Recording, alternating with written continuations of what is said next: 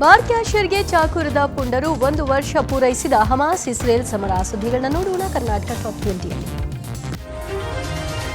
ರಾಜ್ಯಾದ್ಯಂತ ಹಿಂಗಾರು ಮಳೆ ಆರ್ಭಟ ಜೋರಾಗಿದೆ. ಭಾರಿ ಮಳೆಗೆ ಹಲವಾರು ಅವಾಂತರಗಳು ಕೂಡ ಸೃಷ್ಟಿಯಾಗಿದೆ. ರಾಜಧಾನಿಯಲ್ಲೂ ಮಳೆ ಅಬ್ಬರಕ್ಕೆ ಕೇಂದ್ರೀಯ ಅಪಾರ್ಟ್ಮೆಂಟ್ ಸಂಪೂರ್ಣ ಮುಳುಗಡೆಯಾಗಿತ್ತು. ಆದರೆ ಈವರೆಗೂ ನೀರು ಖಾಲಿಯಾಗದೆ ನಿವಾಸಿಗಳು ಹೈರಾಣಾಗಿದ್ದಾರೆ. ಅಪಾರ್ಟ್ಮೆಂಟ್ನ 2ರಿಂದ 3 ಬ್ಲಾಕ್ ಬೇಸ್ಮೆಂಟ್ಗಳಲ್ಲಿ ನೀರು ನಿಂತಿದ್ದು ಸಂಪೂರ್ಣ ಖಾಲಿಯಾಗದ ಹಿನ್ನೆಲೆಯಲ್ಲಿ ಜಲಾವೃತಗೊಂಡಿದ್ದ ವಾಹನಗಳನ್ನು ನಿವಾಸಿಗಳು ಹೊರತೆಗೆಯುವ ಸಾಹಸ ಮಾಡಿದ್ದಾರೆ. ಗಾಂಧಿನಗರ ವಿಧಾನಸಭಾ ಕ್ಷೇತ್ರದ 30 ಮನೆಗಳು ಅಪಾಯದಲ್ಲಿದ್ದು ಮಳೆ ನಿಂತರೂ ಮಳೆಯಿಂದಾದ ಸಮಸ್ಯೆಯಿಂದ ಹೊರಬರೋದಕ್ಕೆ ಜನ ಹರಸಾಹಸ ಪಡುತ್ತಿದ್ದಾರೆ. ಈ ವಿಚಾರವಾಗಿ ಸಚಿವ ದಿನೇಶ್ ಗುಂಡೂರಾವ್ ಪ್ರತಿಕ್ರಿಯೆ ಕೊಟ್ಟು, ನಮ್ಮ ಕ್ಷೇತ್ರದಲ್ಲಿ 30ಕ್ಕೂ ಹೆಚ್ಚು ಮನೆಗಳು ಅಪಾಯದಲ್ಲಿದೆ. ಹಾನಿ ಆಗದಂತೆ, ಸಮಸ್ಯೆ ಆಗದಂತೆ ಮುನ್ನೆಚ್ಚರಿಕೆ ವಹಿಸ್ತಾ ಇದ್ದೇವೆ ಎಂದರು. ಅತ್ತ ಉಡುಪಿಯಲ್ಲೂ ವರುಣನ ಆರ್ಭಟ ಜೋರಾಗಿದ್ದು ಹೆಬ್ರಿ ತಾಲೂಕಿನ ಮುದ್ರಾಡಿಯಲ್ಲಿ ನಾಪತ್ತೆಯಾದ ವೃದ್ಧೆ ದೇಹ ಶವವಾಗಿ ಪತ್ತೆಯಾಗಿದೆ.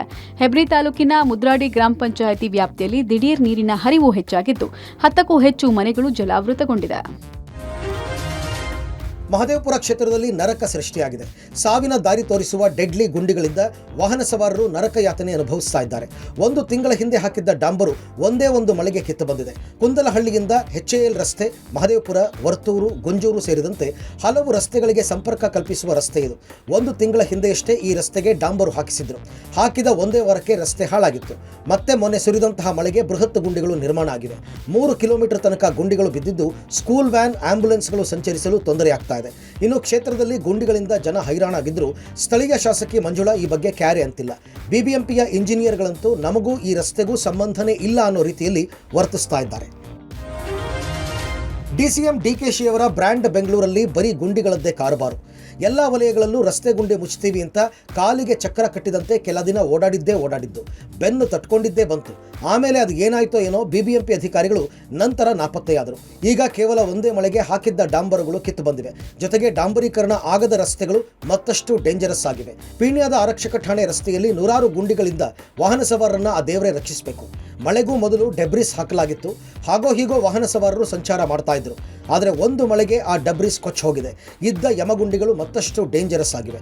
ಈಗಾಗಲೇ ಹಲವರು ಈ ರಸ್ತೆಯಲ್ಲಿ ಬಿದ್ದು ಗಾಯಗೊಂಡಿದ್ದಾರೆ. ಇನ್ನು 4-5 ದಿನ ಇದೇ ರೀತಿ ಮಳೆ ಬಂದರೆ ಇಲ್ಲಿ ರಸ್ತೆ ಇತ್ತ ಅಂತ ಬೂತ್ ಕನ್ನಡಿ ಹಾಕಿ ಹುಡುಕಬೇಕು ಎನ್ನುವಂತಾಗಿದೆ ಅಂತಾರೆ ಸವಾರರು. ರಾಜ್ಯದಲ್ಲಿ ಮಳೆ ಅವಾಂತರಗಳು ಜನಸಾಮಾನ್ಯರನ್ನ ಕಂಗೆಡಿಸುತ್ತಲೇ ಇದೆ. ಆದರೆ ಕೆಲವು ಕಡೆ ಮಾತ್ರ ಬಿಬಿಎಂಪಿ ಇದನ್ನು ಸರಿಪಡಿಸುವ ಇಚ್ಛಾಶಕ್ತಿಯನ್ನೇ ತೋರ್ತಾ ಇಲ್ಲ. ಅಧಿಕಾರಿಗಳ ಈ ನಿರ್ಲಕ್ಷ್ಯ ಈಗ ದುಡಿದು ತಿನ್ನುವ ಕುಟುಂಬಗಳನ್ನು ಸಂಕಷ್ಟಕ್ಕೆ ದೂಡಿ ಬೀದಿಗೆ ಬೀಳುವಂತೆ ಮಾಡಿವೆ. ಇವು ಬೆಂಗಳೂರಿನ ಮಹದೇವಪುರ ವ್ಯಾಪ್ತಿಯ ಸರ್ಜಾಪುರ ಮುಖ್ಯ ರಸ್ತೆಯ ಕಾರ್ಮಲ್ ರಾಮ್ ನಗರ ಸೇತುವೆ ಕೆಳಭಾಗದ ದೃಶ್ಯಗಳು. ಕಳೆದ 4 ದಿನಗಳ ಹಿಂದೆ ಬಂದ ಮಳೆ ಇಡೀ ರಸ್ತೆ ಸೇರಿದಂತೆ 15ಕ್ಕೂ ಹೆಚ್ಚು ಅಂಗಡಿಗಳನ್ನು ಮುಳುಗಡೆ ಮಾಡಿದೆ.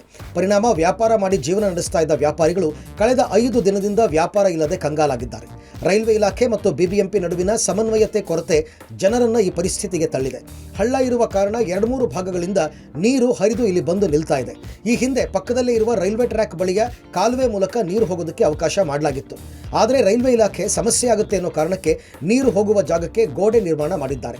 ಈ ಬಗ್ಗೆ ಗಮನಹರಿಸಿ ಸರಿಪಡಿಸಬೇಕಿದ್ದ ಬಿಬಿಎಂಪಿ ಘಟನೆಯಾಗಿ 5 ದಿನ ಆದರೂ ಎಚ್ಚೆತ್ತುಕೊಂಡಿಲ್ಲ. ಇದರಿಂದ ಈ ಭಾಗದ ಸವಾರರು ಮತ್ತು ವ್ಯಾಪಾರವನ್ನೇ ನಂಬಿ ಜೀವನ ಸಾಗಿಸ್ತಾ ಇರುವವರು ವ್ಯಾಪಾರವೂ ಇಲ್ಲದೆ ಬೀದಿಗೆ ಬೀಳುವ ಆತಂಕಕ್ಕೆ ಒಳಗಾಗಿದ್ದಾರೆ. ಸಿಲಿಕಾನ್ ಸಿಟಿ ಬೆಂಗಳೂರಿನಲ್ಲಿ ಕ್ಷುಲ್ಲಕ ಕಾರಣಕ್ಕೆ ಡೆಡ್ಲಿ ಮರ್ಡರ್ ಅಟ್ಯಾಕ್ ಆಗಿದೆ. ಕೇವಲ 20 ರೂಪಾಯಿಗೆ ಕಿಡಿಗೇಡಿಗಳು ಚಾಕು ಇರ್ತಿದ್ದಾರೆ. ವಿದ್ಯಾರಣ್ಯಪುರದ ಬಾರ್ನಲ್ಲಿ ಘಟನೆ ನಡೆದಿದ್ದು ಬಾರ್ ಕ್ಯಾಷಿಯರ್ಗೆ ಚಾಕು ಇರಿದ ಇಬ್ಬರನ್ನ ಪೊಲೀಸರು ಬಂಧಿಸಿದ್ದಾರೆ. ಚೇತನ್ ಹಾಗೂ ಕಾರ್ತಿಕ್ ಬಂಧಿಸಿದ್ದು ಮತ್ತೋರ್ವ ಆರೋಪಿಗಾಗಿ ಹುಡುಕಾಟ ನಡೀತಾ ಇದೆ. ವಿದ್ಯಾರಣ್ಯಪುರ ನರಸೀಪುರದ ಜಯಶ್ರೀ ಬಾರ್ನಲ್ಲಿ ಕುಡಿಯೋಕೆ ಬಂದಿದ್ದ ಚೇತನ್, ಕಾರ್ತಿಕ್ ಹಾಗೂ ಮತ್ತೋರ್ವ ವ್ಯಕ್ತಿ ಸೇರಿ 3 ಗಲಾಟೆ ಮಾಡಿಕೊಂಡಿದ್ದಾರೆ. ಬಾರ್ ಕ್ಯಾಷಿಯರ್ 20 ರೂಪಾಯಿ ಹೆಚ್ಚಿಗೆ ಬಿಲ್ ಹಾಕಿದ ಎಂಬ ಕಾರಣಕ್ಕೆ ಚಾಕು ಹಾಗೂ ಬಾಟಲ್ನಿಂದ ಕ್ಯಾಷಿಯರ್ ರಂಜಿತ್ ಎಂಬಾತನ ಮೇಲೆ 3 ಕಿಡಿಗೇಡಿಗಳು ಹಲ್ಲೆ ನಡೆಸಿದ್ದಾರೆ. ಈ ವೇಳೆ ಚಾಕು ಇರಿತವೂ ಆಗಿದೆ. ಘಟನೆ ಸಂಬಂಧ ವಿದ್ಯಾರಣ್ಯಪುರ ಪೊಲೀಸ್ ಠಾಣೆಯಲ್ಲಿ ದೂರು ದಾಖಲಾಗಿದ್ದು ಕೊಲೆಗೆ ಯತ್ನಿಸಿದ ಆರೋಪಿಗಳನ್ನು ಬಂಧಿಸಲಾಗಿದೆ. ಸಿಟಿ ಮಾರ್ಕೆಟ್ ಪೊಲೀಸರು ನಟೋರಿಯಸ್ ಮನೆಗಳ್ಳನನ್ನ ಬಂಧಿಸುವಲ್ಲಿ ಯಶಸ್ವಿಯಾಗಿದ್ದಾರೆ. ಕಳೆದ ಹಲವಾರು ವರ್ಷಗಳಿಂದ ಮನೆಗಳ್ಳತನ ಮಾಡ್ತಾ ಇದ್ದ ಮಂಜ ಅಲಿಯಾಸ್ ಪಾರಿವಾಳ ಮಂಜನನ್ನ ಅರೆಸ್ಟ್ ಮಾಡಿದ್ದಾರೆ. ಪಾರಿವಾಳಗಳನ್ನ ಮನೆ ಮೇಲೆ ಹಾರಿಸೋದು, ನಂತರ ಮನೆ ಮಾಲೀಕನ ಅನುಮತಿ ಪಡೆದು ಕಟ್ಟಡಕ್ಕೆ ಎಂಟ್ರಿ ಕೊಡ್ತಾ ಇದ್ದ. ಪಾರಿವಾಳ ಹಿಡ್ಕೊಂಡು ಬರುವ ನೆಪದಲ್ಲಿ ಕನ್ನ ಹಾಕ್ತಿದ್ದ. ಇದೀಗ ಪೊಲೀಸರು ಬಂಧಿಸಿ 30 ಲಕ್ಷಕ್ಕೂ ಅಧಿಕ ಮೌಲ್ಯದ ಚಿನ್ನಾಭರಣಗಳನ್ನು ವಶಪಡಿಸಿಕೊಳ್ಳಲಾಗಿದೆ. ಚೆನ್ನೈ ಏರ್ ಶೋ ವೇಳೆ ಭೀಕರ ದುರಂತ ಸಂಭವಿಸಿದೆ. ಘಟನೆಯಲ್ಲಿ 5ಕ್ಕೂ ಹೆಚ್ಚು ಮಂದಿ ಸಾವನ್ನಪ್ಪಿದ್ದು 200ಕ್ಕೂ ಅಧಿಕ ಮಂದಿ ಅಸ್ವಸ್ಥರಾಗಿದ್ದಾರೆ. ಭಾರತೀಯ ವಾಯುಪಡೆ 92 ವರ್ಷಗಳನ್ನು ಪೂರೈಸಿದ ಹಿನ್ನೆಲೆಯಲ್ಲಿ ಚೆನ್ನೈನ ಮರೀನಾ ಬೀಚ್ನಲ್ಲಿ ಏರ್ ಶೋ ಆಯೋಜಿಸಲಾಗಿತ್ತು. ಕಾರ್ಯಕ್ರಮದಲ್ಲಿ 72 ವಿಮಾನಗಳು ವಿವಿಧ ಸಾಹಸಗಳನ್ನು ಪ್ರದರ್ಶಿಸಿದವು. ಇನ್ನು ಏರ್ ಶೋ ವೀಕ್ಷಿಸಲು ಸುಮಾರು 15 ಲಕ್ಷಕ್ಕೂ ಹೆಚ್ಚು ಜನ ನೆರೆದಿದ್ದರು. ಬಳಿಕ ಏರ್ ಶೋ ಮುಗಿಸಿ ವಾಪಸ್ಸಾಗುವಾಗ ನೂಕುನುಗ್ಗಲು ಉಂಟಾಗಿ ಲಕ್ಷಾಂತರ ಜನರ ಗುಂಪುಗಳಲ್ಲಿ ಉಸಿರಾಡಲಾಗದೆ ಕೆಲವರು ಅಸ್ವಸ್ಥರಾದರು. ಆದರೆ ಚಿಕಿತ್ಸೆ ಫಲಿಸದೆ 5ಕ್ಕೂ ಹೆಚ್ಚು ಮಂದಿ ಸಾವನ್ನಪ್ಪಿದ್ದಾರೆ. ಅತ್ತ ಪಾಕಿಸ್ತಾನದ ಕರಾಚಿಯ ಜಿನ್ನಾ ಅಂತಾರಾಷ್ಟ್ರೀಯ ವಿಮಾನ ನಿಲ್ದಾಣದ ಬಳಿ ತಡರಾತ್ರಿ ಭಾರೀ ಸ್ಫೋಟ ಸಂಭವಿಸಿದೆ. ಸ್ಫೋಟದಲ್ಲಿ 2 ಚೀನಾದ ನಾಗರಿಕರು ಸಾವನ್ನಪ್ಪಿದ್ದಾರೆ. ಸಿಂಧ್ ಪ್ರಾಂತ್ಯದಲ್ಲಿ ಪವರ್ ಪ್ರಾಜೆಕ್ಟ್ನಲ್ಲಿ ಕೆಲಸ ಮಾಡ್ತಾ ಇದ್ದ ಚೀನಾದ ಇಂಜಿನಿಯರ್ಗಳ ಬೆಂಗಾವಲು ವಾಹನವನ್ನು ಗುರಿಯಾಗಿಸಿಕೊಂಡು ಸ್ಫೋಟ ನಡೆಸಲಾಗಿದೆ ಅಂತ ರಾಯಭಾರ ಕಚೇರಿ ತಿಳಿಸಿದೆ. ಪ್ರತ್ಯೇಕತಾವಾದಿ ಬಲೂಚಿಸ್ತಾನ್ ರಾಷ್ಟ್ರೀಯ ಸೇನೆ ದಾಳಿಯ ಹೊಣೆ ಹೊತ್ತುಕೊಂಡಿದೆ. ಸಿಂಧ್ ಪ್ರಾಂತೀಯ ಗೃಹ ಸಚಿವ ಜಿಯಾ ಉಲ್ ಹಸನ್ ಲಾಂಜಾರ್ ಸ್ಫೋಟಕ್ಕೆ ಸುಧಾರಿತ ಸ್ಫೋಟಕ ಸಾಧನವನ್ನು ಬಳಸಿರುವ ಶಂಕೆಯನ್ನು ವ್ಯಕ್ತಪಡಿಸಿದ್ದಾರೆ.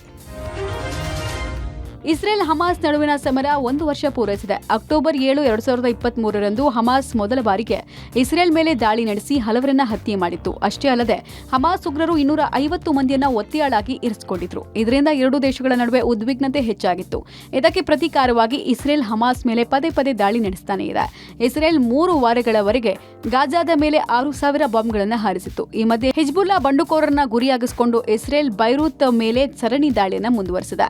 ಇದರಿಂದ ಬೈರೂತ್ನಲ್ಲಿ ದಟ್ಟ ಹೋಗಿ ಬೆಂಕಿ ಜ್ವಾಲೆ ಆವರಿಸಿತು. ಗಾಜಾ ಪಟ್ಟಿಯಲ್ಲಿ ಇಸ್ರೇಲ್ ಸೇನೆ ಮಸೀದಿ ಮತ್ತು ಶಾಲಾ ಕಟ್ಟಡಗಳ ಮೇಲೆ ನಡೆಸಿದ ದಾಳಿಗೆ 23ಕ್ಕೂ ಹೆಚ್ಚು ಮಂದಿ ಬಲಿಯಾಗಿದ್ದಾರೆ. ಇದಕ್ಕೆ ಪ್ರತಿಯಾಗಿ ಹಿಜ್ಬುಲ್ಲಾ ಕೂಡ ರಾಕೆಟ್ ದಾಳಿ ನಡೆಸಿದೆ.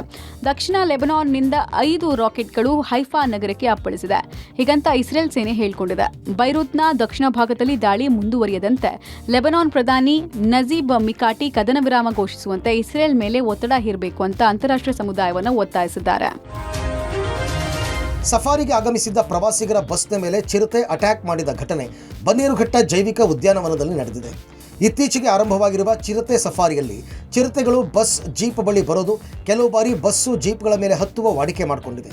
ಚಿರತೆ ಬಸ್ ಮೇಲೆ ಏರಿ ಕಿಟಕಿಗಳಲ್ಲಿ ಪ್ರವಾಸಿಗರನ್ನ ನೋಡಿ ಗುರ್ರೆಂದಿದೆ. ನಂತರ ಚಾಲಕ ಬಸ್ಸನ್ನು ನಿಧಾನವಾಗಿ ಮುಂದೆ ಚಲಿಸ್ತಾ ಇದ್ದಂತೆ ಬಸ್ನಿಂದ ಕೆಳಕ್ಕೆ ಹಾರಿ ಹೋಗಿದೆ. ಕಳೆದ 3 ತಿಂಗಳ ಹಿಂದೆ ಉದ್ಯಾನವನದ ಕರಡಿ, ಸಿಂಹ ಸಫಾರಿಗಳಿಗೆ ಹೊಂದಿಕೊಂಡಂತೆ ಇರುವ ವಿಶಾಲ ತೆರೆದ ಆವರಣದಲ್ಲಿ 19 ಚಿರತೆಗಳಿಗೆ ಆಶ್ರಯ ನೀಡಿ ಪ್ರತಿದಿನ ಒಂದೊಂದು ತಂಡವನ್ನು ಸಫಾರಿಗೆ ಬಿಡಲಾಗ್ತಾ ಇದೆ. ಸದ್ಯ ಚಿರತೆಗಳನ್ನು ಸಫಾರಿಯಲ್ಲಿ ನೋಡಿ ಖುಷಿ ಪಡ್ತಾ ಇದ್ದಾರೆ. ಇತ್ತ ಜಮೀನಿನಲ್ಲಿ ಕೆಲಸ ಮಾಡ್ತಾ ಇದ್ದ ಮಹಿಳೆಯ ಬೆನ್ನಟ್ಟಿ ಬಂದ ಕರಡಿಯೊಂದು ಮರವೇರಿ ಕುಳಿತು ಜನರಲ್ಲಿ ಆತಂಕ ಸೃಷ್ಟಿಸಿರುವ ಘಟನೆ ಹೊಸಪೇಟೆ ತಾಲೂಕಿನ ಸೀತಾರಾಮ್ ತಾಂಡದಲ್ಲಿ ನಡೆದಿದೆ. ಹಂಪಿ ಸೆಟ್ ಫಾರ್ಮ್ ಬಳಿಯ ಹೊಲದಲ್ಲಿ ಕೃಷಿ ಕೆಲಸದಲ್ಲಿ ತೊಡಗಿದ್ದ ಮಹಿಳೆಯ ಹಿಂದೆಯೇ ಕರಡಿ ಕಾಣಿಸಿಕೊಂಡಿದೆ. ಈ ವೇಳೆ ರೈತರ ಕೂಗಾಟದ ಬಳಿಕ ಕರಡಿ ಓಡ್ ಹೋಗಿ ಮರ ಏರಿ ಕೂತಿದೆ. ಇನ್ನು ಕರಡಿಗಳ ಕಾಟಕ್ಕೆ ಸುಸ್ತಾಗಿರುವ ಕಮಲಾಪುರ ಹೋಬಳಿಯ ರೈತರು ಕರಡಿ ಕಾಟ ತಪ್ಪಿಸುವಂತೆ ಒತ್ತಾಯಿಸಿದ್ದಾರೆ.